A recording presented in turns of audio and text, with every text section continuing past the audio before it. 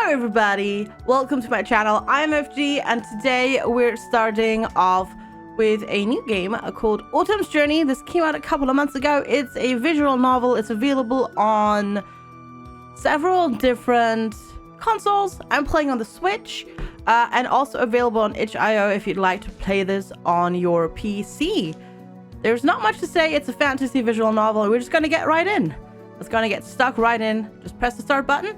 Chapter 1, The End of Summer. Do I need to press a button? No, we're good. Awesome. Perfect. Sunlight filtered through the airy birch forest as the lush ferns graced my boots. I momentarily shielded my eyes before I turned north, treading carefully. The muggy atmosphere that had hung over the past few months was now being replaced by the subtle crispness of fall. Though the trees were still vibrantly green, apple-picking season was fast approaching for the town of Berry. I cheerfully stretched one arm toward the sky, inhaling deeply. And thus my weekly scouting for monsters, bandits, or anything out of the ordinary that may harm local citizens is over. Right. And that concludes my mission. I laughed, wondering why I was announcing my agenda to no one. I guess I always just wanted to say that out loud. Walking around alone does prompt you into monologuing just so you can hear a voice. I just wish I wasn't restricted to freelance work in Berry though. How long is my training going to last? I'm more than ready for knighthood. I can do this. I adjusted the belt holding my sword, making sure the hilt could be pulled at a moment's notice. Humming, I decided to meander back to the village by following the thin river down the gentle slope. I love the terrain here. Not super rocky, but not entirely flat either. There was always an inclination, and higher up, I could get a breathtaking panorama of Berry and its endless orchards.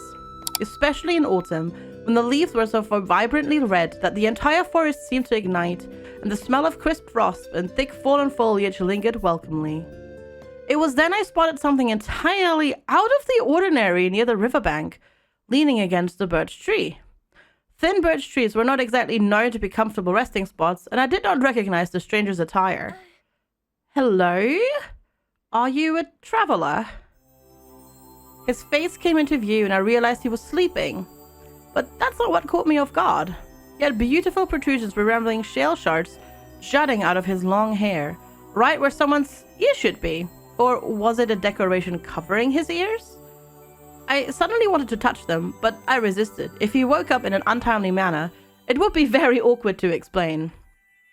At first I was about to leave, but then I noticed something rather odd. From a simple glance, I saw no bags, no possessions, or anything else on him. This place was too far away from civilization for a simple afternoon stroll. Was he mugged? And if he had been in Berry previously, I would have known it was that small of a town. Curiosity won me over. Hello? A flicker of concern passed over my face. I grabbed his shoulder and gave it a gentle shake, finding his lack of response unnerving. I quickly hovered a hand in front of his nose. Sure enough, he was breathing, and I did not see any injuries that would suggest he was knocked unconscious. After some more feeble attempts to wake him, I decided to improvise a camp.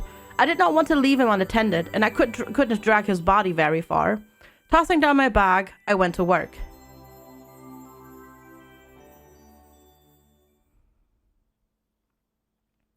The fire crackled merrily on the birch wood as I opened my cloth, which contained a lump of rye bread and hard cheese. These were emergency rations, lest I was unable to return to Berry. Mother and father were probably worried. Just as I was about to bite into the cheese, I heard my cat meowing in the background. Hello, cat. Did you say hello? Did you have to say hello to everybody? Yes, you did, didn't you? Yes, you had to say hello to everybody. I saw movement and glanced up, eyeing the stirring stranger. Setting my foot down, I cautiously shuffled over. I had previously placed his body in a supine position and used my bag as a substitute pillow. Though it was probably more lumpy than anything else, it was better than nothing. Are you awake now? You've been out all afternoon. I was getting worried. I trailed off before I started rambling and watched him curiously as he opened his eyes. Whoa! In a split second, he shot up and then clumsily fell back. I caught his arm to steady him. Oh, take it easy. You just got up. He flinched from my skin contact, and I hastily let go, retreating slightly. I didn't get any sense of hostility, but he certainly seemed bewildered. Who are you? There was an uneasy edge in his voice, not quite one of panic, but more of anger. It was then I noticed that his eyes were of a brilliant amethyst hue, contrasting with his earthy hair tones. Better to remain calm. Oh, really? I found you in the woods outside of Berry. The surprise did not leave his eyes. They darted quickly to his hands, which then covered his face. Lastly, he ran his fingers through his brown hair. The horror on his face was so unsettling that I dumbly sat there for several seconds before mustering the courage to address him again. Are you all right? Obviously not, but I wanted a better grasp of the situation. He attempted to sit up again, but this time I was prepared. Again, he was repelled by my touch, and I gave up the desire to help him that way. He's still a bit unstable, but ceased his sudden movements at least. He actually did it. The hell? The hell? He clutched at his temples, the fingers grazing over the odd fixations in the place of his ears. He wobbled as he tried to stand, and I impatiently rushed to his side. Stop it! You obviously can't move in your condition, so you might as well sit down and clear your head. What's going on? Who are you, and what are you doing here? He looked at me as if he was registering me for the first time since asking who I was. Everything about him screamed overwhelmed. He simply grit his teeth in frustration. Ask if he's hungry, say nothing. Ask if he's hungry. Food helps. I decided to find another angle to help him open up. I did not consider myself intimidating, but it was possible he had no desire to answer anything. Are you hungry? I softened my voice and returned to my spot by the fire. I grabbed the cloth and genially offered him the rye bread and cheese. He only arched an eyebrow in disgust. What is that? It's food. You chew it. I ripped off a piece of the dark bread and demonstrated, humming delightedly to show that it was edible. He scoffed and averted his eyes. I don't care. I don't want it. It looks revolting. Sorry, my peasant food does not please my lord's tastes. Ugh, his attitude was rubbing off on me. Calm down. If anything, he's hiding that he's scared. He did just wake up in a foreign place. Are you nobility? ... He fell silent, and only the occasional crackle of the fire and the hooting of owls interrupted the stillness. I leaned back and ruminated over my meal, careful to leave some food untouched in case he changed his mind. Ah, there was that apple tart too. I'll save it for later. I wrapped up the cloth, only vaguely aware that the stranger was examining my every movement. It nettled me slightly, but I decided not to comment. I did not want to do anything that would cause him to raise his guard even more. It was now dark, and I occasionally fed the fire, getting the feeling I was going to be spending the night. After what seemed like an eternity, he finally spoke up. Who are you again? Oh, really? I'm from the town of Berry, and you? Care? He reluctantly uttered his name, gazing into the fire. He seemed much calmer now. And how did you get here? His lip curled, almost smirking knowingly. You probably wouldn't believe if I told you. You have unusual eyes and a strange fashion accessory over your ears. I think I can find your story credible. He flexed his hand, scrutinizing his fingers carefully. I didn't come here willingly. Out of all the places, I don't see why he decided to drop me in this low-born, simplistic... Care? He glared at me, as if offended that I'd addressed him directly. So, where are you from? I'm not particularly tied to any region. If it's not obvious already, I'm not one of you. He tapped his knee petulantly. I'm one of the dragons. An earth dragon. A dragon! A dragon in human form? What the heck? How does that work? He stated it full of pride with no ounce of humility. Dubiously, I inspected him from head to toe, taking note of the stone-like juts for ears and his remarkable eyes. He barked under my stare, but quickly regained his dignity. His eyebrows furrowed fiercely. So, why would an earth dragon be here? It's not because I wanted to! He blurted it out angrily, then touching his unique ears for comfort. Touched his ears for comfort. I sighed, then tilted my head from side to side as I absorbed his explanation. All right, I'll admit I'm not exactly accepting this as feasible, but I'm not dismissing it either.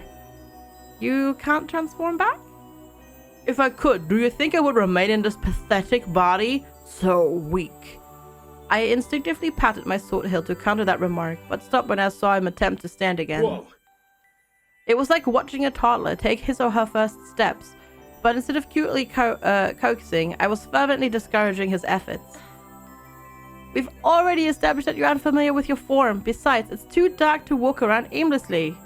I'll find a walking stick for you and we can return to Barry if you'd like. It'd feel wrong if I abandoned you in this state. I don't need your help. Are you saying I can't handle myself? I'm pointing it out. Realizing we were both escalating our voices, I looked away in a huff, not wanting to have our encounter turn sour so rapidly. An altar. Huh? I need to find an altar. You heaven-kind worship us, right?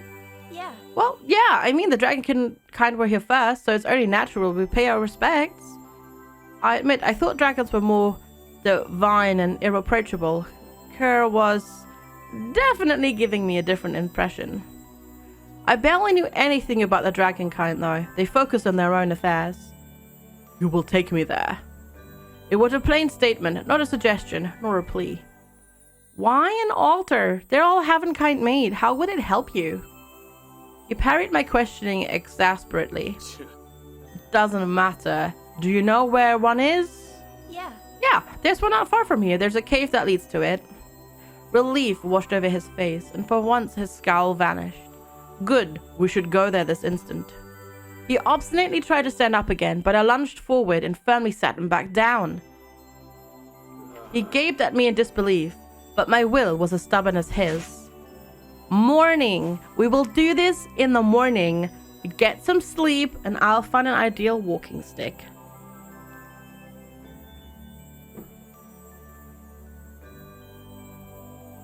I don't think you'll master bipedalism without some assistance, especially not in a day.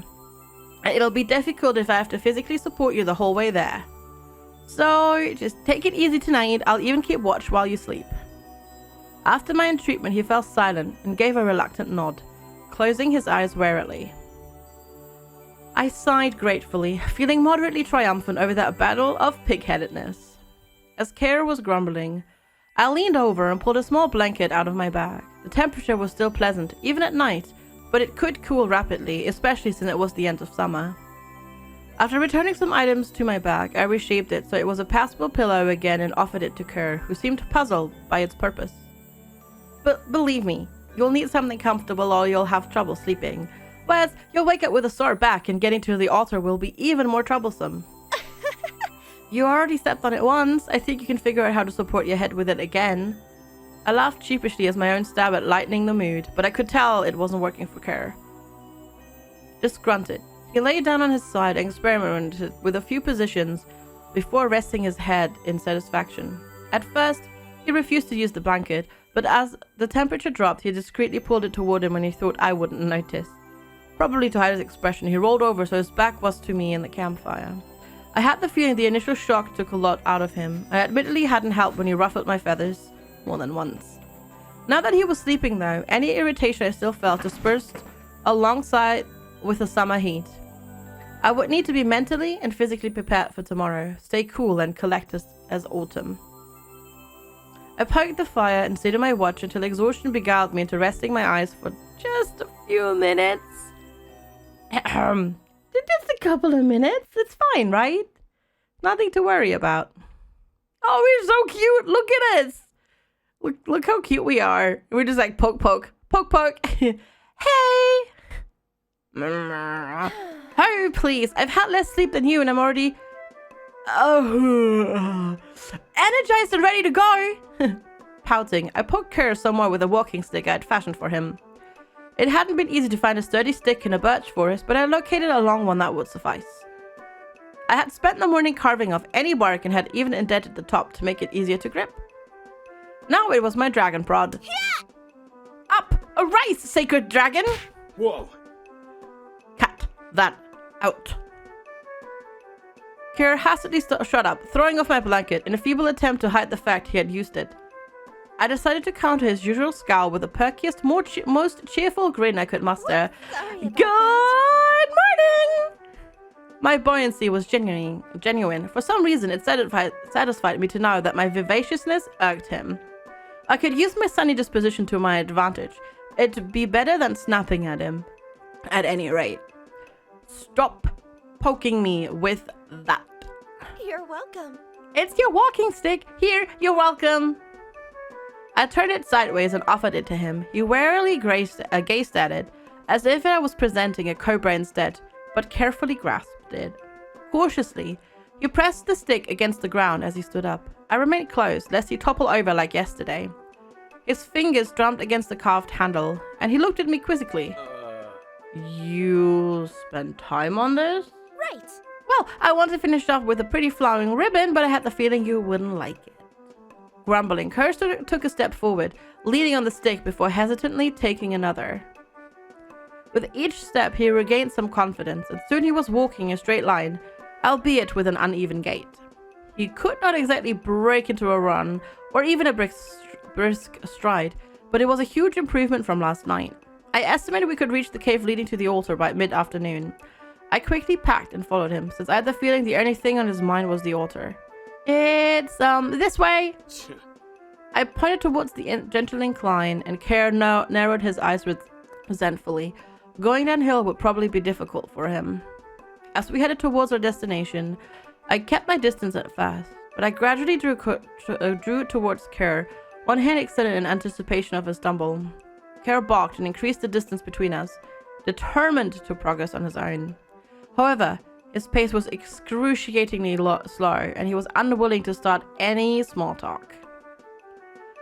As the slope gradually steepened, his footing became more unsteady, and I worryingly grabbed his arm for support. Whoa. What?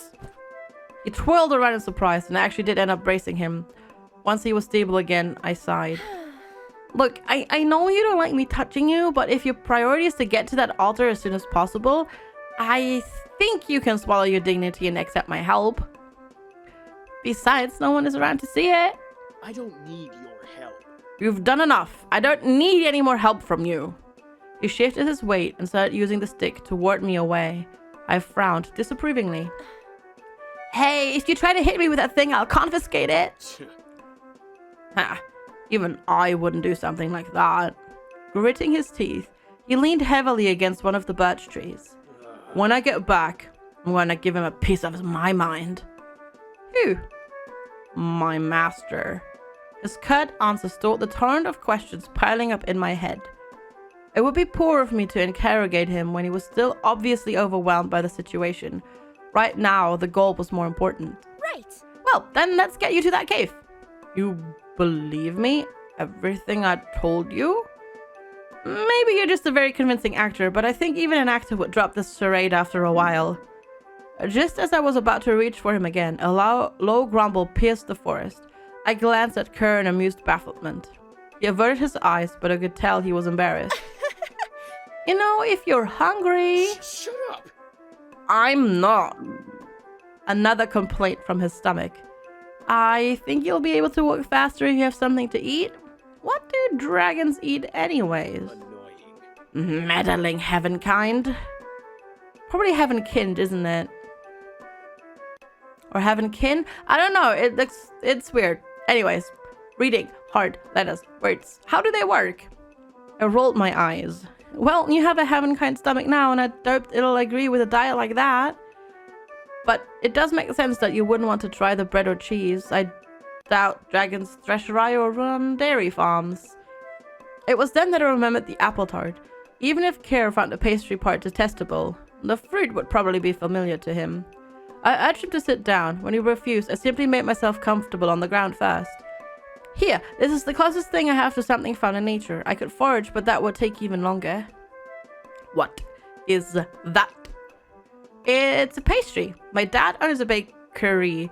You probably wouldn't understand that. It's basically a treat with apple filling and I think some apricot jam. Thankfully, my dad preferred showing off the natural ingredients. As a result, the top of the tart had a thin slices of appetizing fruit covered with a lustrous yellow glaze. Why do we look naked? We look naked. We look like we're not wearing anything. I think they forgot our clothes. Care sniffed it warily. It must have been agreeable enough since he soon accepted the pastry. You're welcome. As soon as he started nibbling on it, he must have realized how famished he really was because he quickly devoured the entire tart. I watched as he coughed slightly and wiped the crumbs of his mouth, but his expression was unreadable. So, how was it? Anything tastes fine when you're starving? Or you just inhaled so fast you didn't actually taste it? Well, it should tide you over until we reach the altar. Kara grabbed his walking stick and we resumed our trip. The extra sugar boost seemed to lift both the pace and his mood, although he stayed taciturn.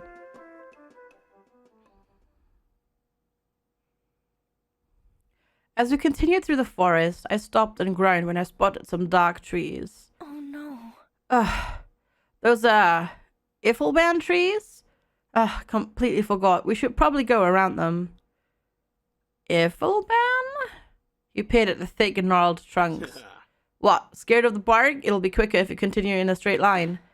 No, it's not about the trees. It's what's in them. They make perfect nests for aviterols. The hell? The heck are those? Those giant bird things? I thought you would know them. I would have understood your names. Why are you giving new names to everything anyway? We dragons were here first, and we already established. I raised my hands to silence him, not wanting to make any unnecessary noise. He scowled, but a shrill cry startled both of us. Then what do you call that? Whoa. Usually, food. Well, that'll be us now. Perched on one of the lower branches was a reptilian bird with scales running down its front. The rest of its body was covered in earth-toned feathers. Though probably no taller than 4 feet, an extremely wide wingspan and sharp talons made it a fearsome animal to encounter in the wild. Aviterols raised young way into the fall, so the mothers would be extraterritorial this time of year. The bird ruffled its plume, making itself seem larger than it was, and prepared to launch itself at us. I immediately stepped in front of Carrot, gripping my sword as I took a defensive stance. With the cursed condition, an instant retreat wouldn't work. I'd have to guard him. Whoa. What are you? You're not planning to find it, are you? Yeah. Do we have a choice? Look out! I shoved Care off balance. Thanks to my quick reflexes, we narrowly avoided a slash from the Aviterol's talons. The wind whipped at my hair as debris flew up around us. I scrambled to my feet and sprinted forward, hoping to keep the Aviterol's attention away from Care. As it dove towards me, I slashed upward. It veered away, dodging my counterattack. Care, I'll keep it busy while you get away. Oh, you stupid! I'm not leaving you behind. Care? I need you to take me to the altar. Oh. Maybe if you shouted the direction at me, I could get there alone. I'm kind of busy here. I can't get my bearings in the middle of a battle. My aggravation was the incentive I needed to keep the Aviterol at bay. However, my training had never covered aerial attacks, and the bird's scaly front was like armor. The hell? Are you holding back? Well, it's just protecting its young. It's trying to kill you. You think I haven't noticed? Oh, for them. Clip them. It won't hurt it, but it'll stop it from flying. Just clip the ticks. Tips. I widened my stance as I prepared for another attack. At the last second, I leapt to the side, slicing at an angle. My sword beautifully sheared the Aviterol's thick primary feathers. The monster swerved into the ground, its shoulder and head bearing the brunt of the crash. It let out a cry, and I felt a split second of guilt that vanished with a yelp as the bird tried to tear me down with its talons. Luckily, the Aviterol was designed for swooping down at prey rather than running on the ground, so it could only hobble awkwardly. As it screeched and futilely spread its wings, I retreated, grateful that it was even slower than Kerr.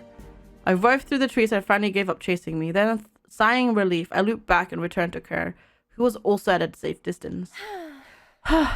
Looks like it gave up, but what about its young? It'll be fine. The feathers will grow back, and it can still hop back to its nest. Its babies won't need to eat as constantly at this stage anyway. Thanks. You sure know a lot about them. Thanks for the suggestions. He snorted indignantly. I already told you. They're food. Of course I'd know about them.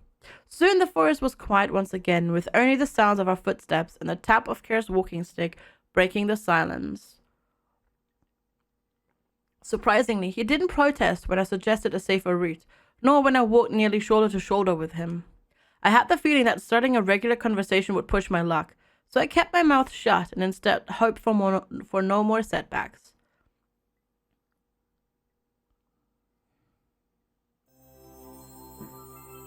This is it? Yeah. Yeah, it's not a very deep cave. You simply take a turn and the altar is right there. The hell? That's it. No complex mazes, no shiny sacred magic lake with a guardian or anything. Hey, we did what we could. This is a modest altar. I took a deep breath and smiled reminiscently. I haven't been here in years. I think I came before to make the occasional offering around harvest season though. I gave Care a cheerful look, but he continued forward, ignoring my recollections. I shrugged and followed, quickly catching up to him. Care awkwardly knelt down before the altar, discarding the walking stick once he was comfortable, his eyes closed with a softened scowl and almost as if he was meditating. Suddenly, his mineral-like ears perked and he stared directly at the statue. There was no change in atmosphere, but I could tell Care was angry. His hand tightly gripped his knee. I know we're connected. I demand that you remove this stupid curse. He fell silent, and I looked around in bemusement. He was talking to someone? But I could not hear the other half of the conversation. For some reason, that made me even more attentive as I tried to piece everything together. You can't be serious. So I said a few things, but... Huh? Yeah, I met one. That's how I found the altar in the first place. He whirled towards me and blinked in confusion, as if studying me for the first time. I stiffened, wondering why he was staring at me so intensely. Once he finally turned away, I relaxed. Although I couldn't help but feel anxious about the discussion. What about me? Annoying. Weak, pathetic, gives strange names to animals, doesn't seem to know much about Ishtara or how the world works. Is he referring to Heavenkind in general, or just me? Well, I guess their food is half decent or something. What? No. You're not sending me on a pointless inspirational quest. I'm not a child. I can't even walk in this form, so your plan is... At that moment, a blinding light flashed from where Care was standing, and I flinched in shock. Whoa, Care! By the time I knelt down and warily grabbed his shoulder, the flash had already disappeared. In one smooth movement, Care removed my hand and stood up without the walking stick. His eyes still seemed focused beyond me, and he slowly nodded to himself. Did your powers return or something? He extended his palm and lurched towards the ground, slamming it against the hard stone. The entire cave shook. The tremor visibly and mentally shook me as well, and my heart pounded loudly. I felt so paralyzed that I couldn't even scream. Once I found my balance, I looked bewilderedly at Care, who smugly flexed his unharmed fingers. I stared curiously at his cocksure impression. Sigh. He barely glanced in my direction. It's not exactly what I wanted. However, a portion of my original powers and strength are back, along with my balance. I can actually be comfortable in this form now.